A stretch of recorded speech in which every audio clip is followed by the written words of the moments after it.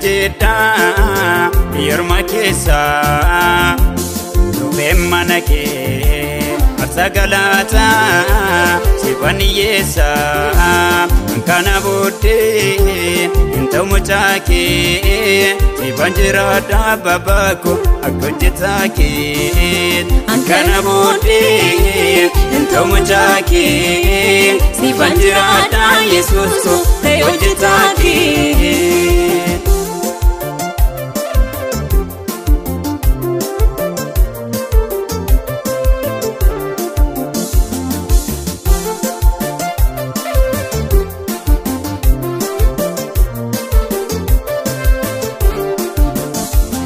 Yarka gooftaa nyaatee dhugeera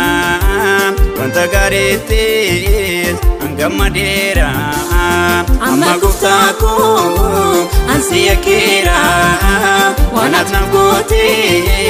irraanfadheera aannan deebi'a maalan hojjedha yeruma keessa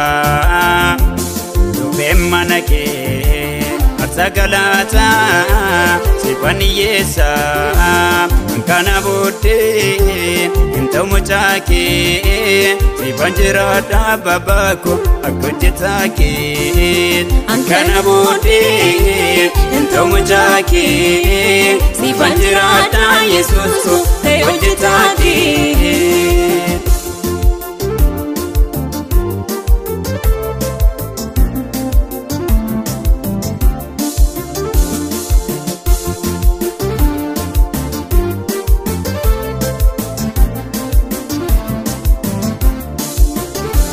Qabeenya keetii sirraa hirmaadhee isaan argadhee abbaako harkatti qabaadhee mana kee keessa baay'ee deemeera akka hin taanetti babaako deddeebiira aannan deebi'a maalan hojjedha yeruma keessa dhufee mana kee aarsaa galaataa siifan hiyyeessa kana booddee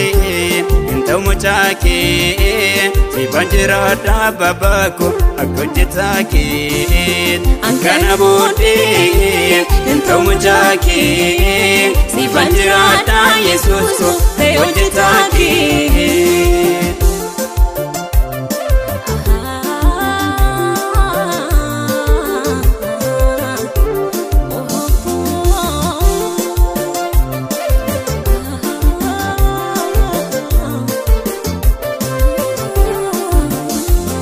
Adeetan gooftaa gara guuttachuu hawweetan nabee deemee kadhachuu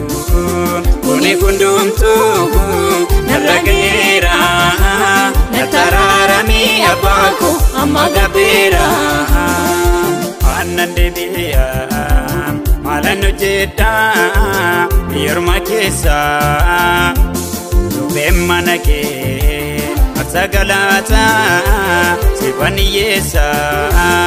kana booddee hin ta'u mucaa kee siifan jiraadha babaako akka hojjetaa kee kana booddee hin ta'u mucaa kee siifan jiraadha Yesuus ta'e hojjetaa kee.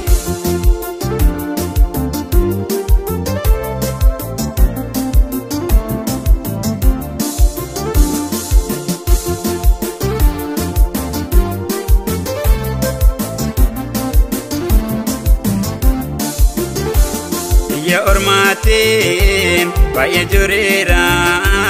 mala dhabnaanii kunoo dhufeera erganaas dhufee natti toleera kan booyyee nyaatu hawaa kan ture cooma nyaateera aannan deebi'a maalan hojjedha yeruma keessa dhufee mana kee aarsaa galaataa siifan hiyyeessa kana booddee hin ta'u mucaa kee siifan jiraadha babaako akka hojjetaa kee kana booddee hin ta'u mucaa kee siifan jiraadha Yesuus ko ta'e hojjetaa kee